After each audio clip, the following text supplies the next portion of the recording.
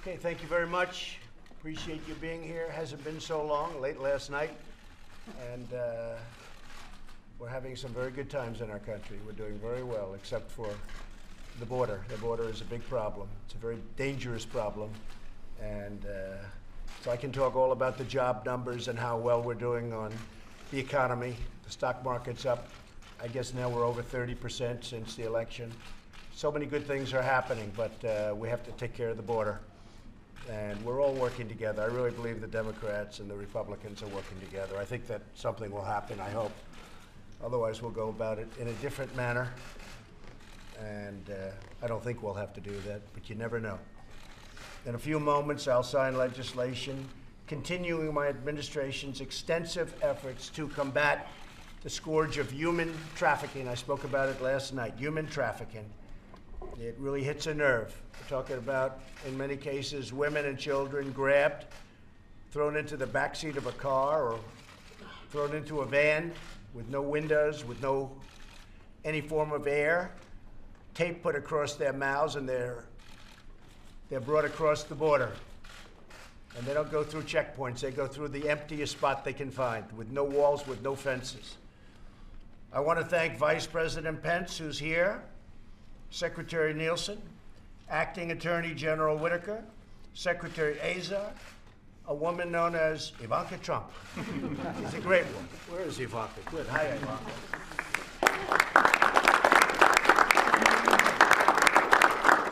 She's worked very hard on this. This is very close to her heart.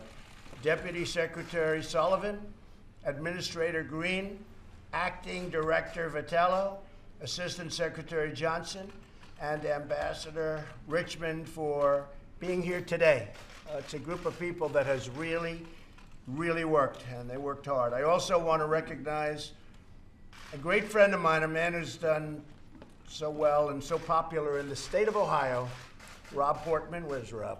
Great job, Rob. Appreciate it. And Senator Chris Coons, who on occasion we disagree, but I actually like him. We pray together, right? So that's a good step. Representatives Michael McCall, my friend, Susan Brooks, Ann Wagner, and Chris Smith. I signed Representative Smith's anti-trafficking bill yesterday. That was just signed, and I want to thank you very much. You worked hard on it. We all worked hard on it. Anti-trafficking. Just so we understand, human trafficking now is bigger worldwide. This is not a U.S. situation. This is a world situation. Because of the internet, far worse than it ever has been. You would think that was an ancient form of criminality. It's not. It's a very modern day form, and because of the internet, what they do with the internet, how they find people through the internet, is disgraceful. We're also honored to be joined by many from law enforcement who fight this heinous crime every single day. Finally, I want to thank the inspiring advocates and survivors, and we have numerous of them with us, and maybe they'll say a few words. My administration has made the fight against human trafficking one of the highest priorities. Today's bill marks the fourth robust piece of bipartisan legislation, and it is bipartisan, I have to tell you. The Democrats have been great, that I've signed.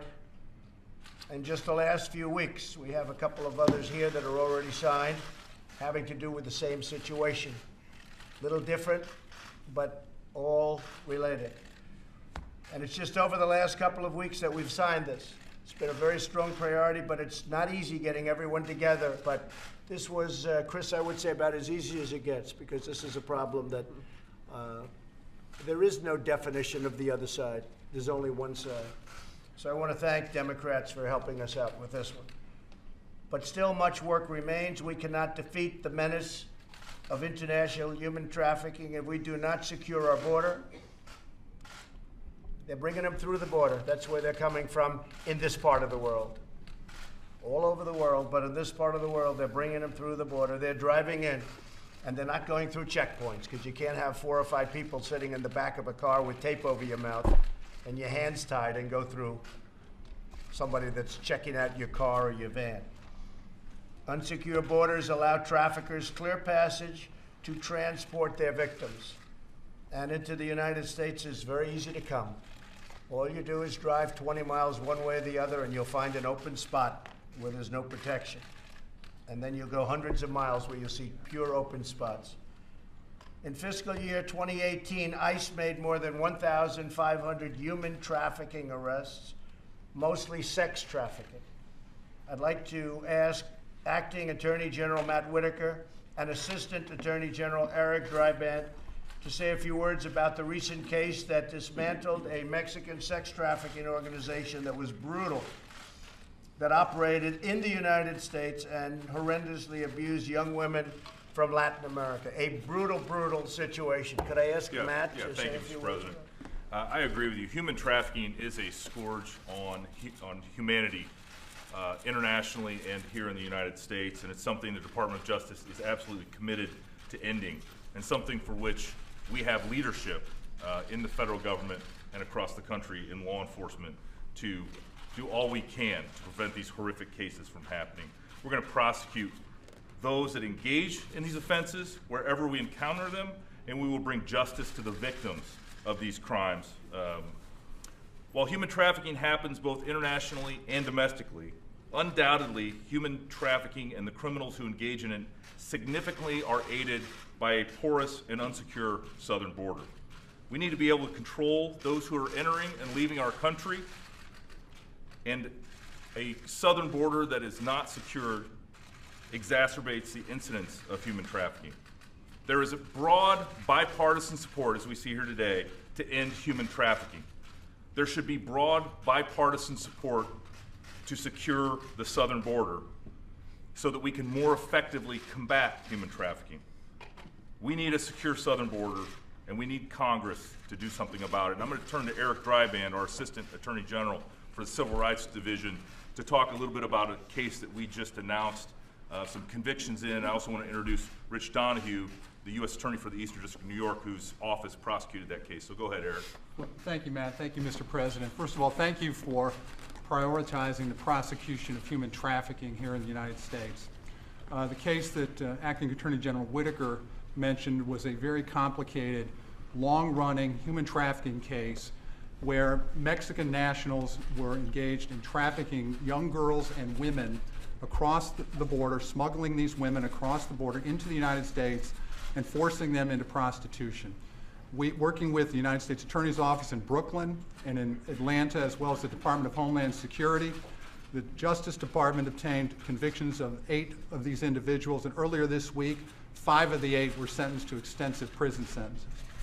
In addition, we are now working with the victims in this case and in all others, the victims of human trafficking whose lives have been devastated by these kinds of horrible crimes. So thank you, Mr. President. And thank you very much, Eric. And Rich also, because Rich has done an incredible job of not only prosecution, but other things that are coming up. And maybe you'd say a few words, please. You know, we have a tremendous team in Brooklyn and across the Eastern District of New York, but every day we go to work, we see the results of having a border that's not secure, whether it's MS-13, drug trafficking, or human trafficking that we're talking about today. Our folks get up every day, work with our law enforcement partners diligently to protect the victims and protect our country. But the reality is, as long as we have a border that is not secure, we are going to suffer the consequences of that. And so, stepping forward, we think that it would be a tremendous advantage to us in law enforcement in New York and across the country to have a border that is secure so we can protect our people and protect our country. Thank you. Great job. Thank you. The fact is that if we don't have barriers, walls, call them what you want, but if we don't have very strong barriers where people can not any longer drive right across, they have unbelievable vehicles, they make a lot of money, they have the best vehicles you can buy, they have stronger, bigger, and faster vehicles than our police have, and then ICE has, and then Border Patrol has. So they're pretty good at that. They have areas that they go to, it's like a highway. And we have to close them up. And if we don't close them up, you're all kidding yourselves. Look, we can all play games, but a wall is a necessity. All of the other things, the sensors and the drones, it's all wonderful to have, and it works well, but only if you have the wall. If you don't have the wall, it doesn't matter. A drone isn't stopping 1,000 people from running through. And so we can all talk. And you know, interestingly, if you look, virtually every Democrat over the last 15 years, they've approved what we're asking for. So I think we're doing something. I think we're getting closer. But we really have to think about the people of our country. This is not a fight I wanted. I didn't want this fight. We have to think about the people of our country, and we have to do what's right at our border and many other places, but we have to do what's right at our border. Human trafficking cannot be stopped if we don't have a steel barrier or a concrete wall, something very powerful. It cannot be stopped. There is nothing. We have the most talented law enforcement people in the world, as far as I'm concerned, right alongside of me and behind me. It doesn't mean a thing if they're going to be driving women and children through sections of the border where nobody is, where you can't be because you don't have enough manpower or woman power. You don't have enough of anything. You have 2,000 miles of border. So if you're not going to stop it, in all fairness, there's not much they can do. They can get them every once in a while. But the other way, we can eliminate the problem as it pertains to the area that is the worst problem. Probably the world's worst problem, because they come into the United States because we have the money. That's true with drugs. And everything I said for human trafficking is also true with drugs. So we got to get the politics out of this and go back to common sense. You know, they say it's a medieval solution, a wall. That's true. It's medieval because it worked then, and it works even better now. Israel put up a wall, 99.9% successful, according to Bibi Netanyahu. He came into my office a couple of months ago. He said, "What's with the wall? We put up a wall. It was 99.9% successful. 99.9. I said, "You mind if I use that number?" He said, "You know, because they'll fact check it and they'll say, oh, it was actually only 99%. The president told a fib." Now, he told me 99.9. Maybe he'll change it and make it 99. But they put up a wall and they don't have a problem anymore. And we have to do the same thing. The United States must not incentivize or enable these evil crimes. Instead, we should do everything we can to fight them, and that's what we're doing. I call on Congress to send me a funding bill to secure the border, build a barrier, and help end this horrific assault on innocent life, not to mention the drugs, not to mention the gangs and the criminals. And I will very gladly sign this legislation having to do specifically with a horrible, horrible worldwide problem, human trafficking. And it's my honor to do it, and I very much appreciate all of the Democrat support. I very much do. Thank you.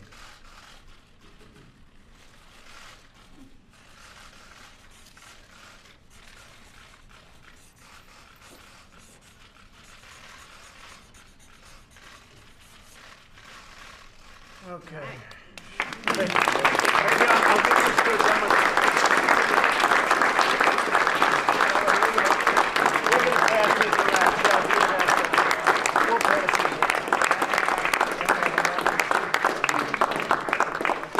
it. You know, just I'll explain to the press so often. For my whole life, I've watched presidents. They'd sign one letter at a time. One letter. Did you ever look at these signatures? They're a disaster. So I sign it with one pen, and then I hand out pens. It works out much better. It's also a lot faster. Folks, the ice guys. Pass them. Yeah, where are my ice guys? Come on. Where are they? So you've got Just the pass head them around. I think we have Our one enough. behind us had a We big have size enough for here, everybody. too. We're pretty accurate in our count. Okay, here you go. Where's my senator back there? At least we have to take care of the Republican senator. We took care of the Democrat, right? Michael, you have it? Good. Pass that around, fellas. Chris? Want to keep one hand this up? Mr. President, what do you say to those federal workers, security guards, Secret Service agents, TSA agents, who are now going without pay? I think they have been terrific. These are terrific patriots. A lot of them agree with what I'm doing, and I hope we're going to have the situation worked out. But they want security in our country, and so do I. That's all we want. We want security. We want common sense. We want security in our country. When you look at what's going on, immigration just went to very high on your list. So even on your list, immigration's very high on the list, but we're not talking about just immigration. And I would like, and I'll say it in front of some of our Democrat friends here, I would love to see a big immigration bill where we really take care of the situation. I know you want to. Everybody wants to. Who wouldn't want to? Right now we have a problem. We have to take care of this, and it's quicker and easier to do this individually. but we would like to see real immigration reform in this country because we need it, and it could be a beautiful thing. And with all of the companies coming into our country, we have 7 car companies now that are announcing or have announced just recently, and we have many car companies and other companies, as you know, they're flowing in. We have the best job numbers virtually that we've ever had. For African American, the best ever. Hispanic, Asian, the best ever. The best in 50 years in the overall number, and soon that's going to be beaten. So we have the best job numbers. We need people. We need great qualified people. We want them to come in. So I think it's a great time right now because of that. We need people, Rob. And I mean, in Ohio, you need workers. And I know you feel the same way. I know Chris, I mean, I'll speak for Chris, but everybody wants to see immigration reform. It's overdue. And it's always been very political, and maybe this will turn out to be a blessing in disguise. But John, I will tell you this. The people out there want something to happen at our southern border, whether it's human trafficking, whether it's drugs, whether it's criminals, whether it's MS-13. The folks behind me know all about MS-13 and how violent and vicious they are and where they come from. And they all come from the same place, and they all come in the same way. They come right across that border. And we've thrown thousands out. I would say thousands, right, fellas? I mean, literally MS-13, and you have a lot of it. I know that, Rich. We throw thousands out a year, and then they come back. And we move them all the way back to where they came from, all the way back. And they find a way to come back again. We need strong borders, and we need immigration reform. Beyond that, we need immigration reform. Okay, let's go. But these people have to go without their paychecks. Some are being forced to work without pay. Some have been furloughed. These are They are going to get the money, and I think they're going to be happy. And I will tell you, and I say it often, many of those people that you're talking about, so humanly the way you express it, but many of those people that you talk about are on my side. I've had so many people. The beautiful thing is with social media, the world can write to you. And you take a look at social media. So many of those people are saying, it's very hard for me, it's very hard for my family, but Mr. President, you're doing the right thing. Get it done. I've had so many of them. They're patriots. They love our country. And they want to see it be done. Look, this is just common sense. They want to see it be done correctly. We need a barrier. We have to stop people from coming in the way they come in. And if we don't have it, you can never have border security unless you have a steel barrier, a concrete wall, you can call it whatever you want, but without it, you'll never have, you can have the greatest talent in the world, you will never, ever, in a million years, you will not have border security. Can't happen. Mr. President, what's your current thinking on a national emergency? Why didn't you announce it last night, and when might you? Because I think we might work a deal, and if we don't, I may go that route. I have the absolute right to do national emergency if I want. What's your threshold for when you might make that? My threshold will be if I can't make a deal with people that are unreasonable. What's your message to the Republicans who are now on Capitol Hill saying? Oh, I think we have tremendous Republican support. I'll tell you what, I just spoke to a few of the people in the House. We have tremendous support. The Senate has been incredible. Mitch McConnell has been incredible. He said, if the president's not going to sign it, I'm not going to waste my time. And I mean, Rob Portman's here. He can tell you he's very strong on border security. We have tremendous support in the Senate. We have tremendous support in the House. And by the way, you know, they say, oh, is it true that somebody's, you know, a congressman, he broke away? Let me tell you. Yeah, every once in a while you're going to have that, but you know who else has that? The Democrats have that too, because they have their people breaking away too. You know why? Because they know you need border security, but you don't report that. But the fact is that there's tremendous support. I would know, without support, I would be the first one to know. I may be the last one too, but there is tremendous support. Right now, if I did something that was foolish, like gave up on border security, the first ones that would hit me are my senators. They'd be angry at me. The second ones would be the House. And the third ones would be, frankly, my base and a lot of Republicans out there and a lot of Democrats that want to see border security. Okay, what else? Any questions? So why not sign the other bills, though, so some of these workers can get paid, the government You can think I should do that? Yeah, No, do you think I should do that, John? I mean, it's not for me. I mean, I watch your one-sided reporting. Do you think I should do that? Hey, John. No, seriously, John, do you think I should just sign? Well, the argument No, tell me, is tell me. you sign these bills that have nothing to do with John, border do you think I security. should just sign? I'm saying that if you sign that, these workers can start getting paid, the government can So start you would do working. that if you were in my position, you'd do that? I'm not in your position, I'm asking you if that's something. I'm asking you, would you do that if you were in my position? Because if you would do that, you should never be in this position. Because you'd never get anything done. Goodbye, everybody. Thank you very much. Thank you. Thank you.